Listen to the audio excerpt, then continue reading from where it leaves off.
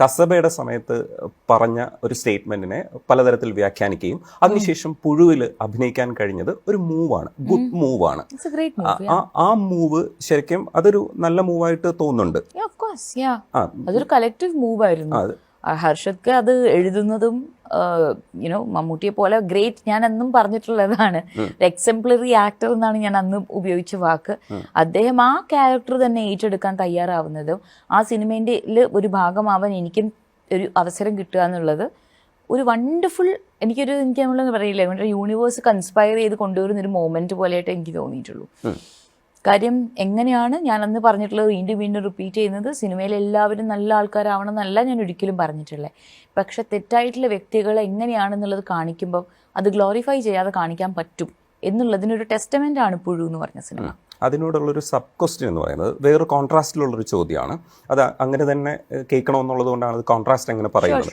ഈ പുഴുവിൽ നായകനായിട്ട് കൊണ്ടുവരുന്നത് ഒരു മമ്മൂക്കയ്ക്കെതിരായിട്ട് നായകൻ, ശരിക്കും അത് നായകൻ ആരാണെന്ന് ചോദിച്ചാൽ അപ്പുണ്ണി ചെയ്ത ക്യാരക്ടറായിരിക്കണം നായകനായിട്ട് വന്നേക്കുന്നത്, നിങ്ങളുടെ പേരായിട്ട് അഭിനയിച്ച അപ്പുണ്ണി ശശി കൊണ്ടുവന്ന ക്യാരക്ടർ. പക്ഷെ വില്ലൻ എന്ന് പറയുന്ന രീതിയിൽ പ്ലേസ് ചെയ്യേണ്ടിപ്പെടുന്നത് മമ്മൂക്കയുടെ ക്യാരക്ടറാണ്. അപ്പം സത്യത്തിൽ ആ സിനിമ പറയാൻ ശ്രമിക്കുന്ന ഒരുപാട് ഷെയ്ഡ്സ് ഉണ്ട്. ആ ഷെയ്ഡ്സിൽ സത്യത്തിൽ ഈ അപ്പുണ്ണി എന്ന് പറയുന്ന ക്യാരക്ടർ ചെയ്യുന്നതിനോടാണ് നന്മയുള്ള ക്യാരക്ടർ എന്ന് നമ്മൾ പ്രതീക്ഷിക്കുന്ന ഒരു ക്യാരക്ടർ. അപ്പുറത്തെ സൈഡിൽ വേറെ കുറേ തിന്മകളായിട്ട് നമുക്ക് തോന്നുന്ന രീതിയിലാണ് പ്ലേസ് ചെയ്യുന്നത്. പക്ഷെ വലിയൊരു ആക്ടറെ കൊണ്ടുവന്നിട്ട് ഈ കേന്ദ്ര കഥാപാത്രമാക്കിയിട്ട് മമ്മൂക്കയെ കൊണ്ടുവന്ന് പ്ലേസ് ചെയ്യുമ്പോൾ നമ്മൾ പറയാൻ ഉദ്ദേശിക്കുന്ന ഒരു ആശയത്തെ ശരിക്കും നമ്മൾ തന്നെ തകിടം മറിച്ചതുപോലെ ഒരു ഫീല്, അങ്ങനെ ഒരു വായന അതിനകത്ത് സാധ്യമാണോ? ഇല്ലെങ്കിൽ അത്തരം ഒരു വായനയ്ക്ക് ഈ പാർവതിയുടെ മനസ്സിനകത്തൂടെ അത്തരം ഒരു വായന പോയിരുന്നു? Not at all. ഇൻഫാക്ട് എനിക്കത് ഒരു one of the best things is to know നമ്മളുടെ പവർ എവിടെയാണ് ലേ ചെയ്യുന്നത്, ആ പവർ എവിടെ ഉപയോഗിക്കാമെന്നുള്ളതാണ്. ഇപ്പോൾ വളരെയധികം പുളിയോ അല്ലെങ്കിൽ എരിവോ ഉള്ളൊരു മരുന്ന് കൊടുക്കണം, അത് എന്ത് മധുരത്തിലാണ് നമ്മൾ മുക്കി ചാലിച്ചിട്ട് കൊടുക്കേണ്ടത് എന്നുള്ളത് മനസ്സിലാക്കാൻ പഠിക്കണം.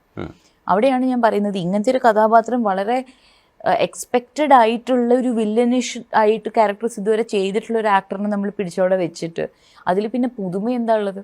ഏറ്റവും കൂടുതൽ ഞാൻ പറയണ 70 to 90% വില്ലന് സ്പേസ് കൊടുത്തിട്ട് അപ്പം എന്താ പറ്റുകയെന്നറിയോ, നമുക്ക് ഇഷ്ടപ്പെടുന്നൊരു നടൻ, ഇഷ്ടപ്പെടുന്ന ഒരാൾ, അപ്പം അയാളോട് നമുക്ക് സ്വാഭാവികമായിട്ടും ആദ്യത്തെ 2-3 ഫ്രെയിമിൽ ഇഷ്ടം തന്നെയാണ് തോന്നുക. പക്ഷെ അയാളുടെ ഓരോരോ ചെയ്തിയിലും നമുക്കാണ് കൊള്ളുന്നത്. ഇയാളെന്താ ഇങ്ങനെ ചെയ്യുന്നത്, ഇയാളെന്താ ഇങ്ങനെ ചെയ്യുന്നത്, എന്താ ഇപ്പം ഇങ്ങനെ ചെയ്യുന്നത്, അതെ അയാൾ നല്ലതാണ്, പക്ഷെ ഇയാളിപ്പോൾ ചെയ്യുമ്പോൾ അതിലുണ്ടാവാൻ പോകുന്ന കാര്യം എന്ന് വെച്ചാൽ നമ്മളുടെ ഉള്ളിൽ തന്നെയാണ് ഈ തോന്നലുകൾ മാറുന്നത്.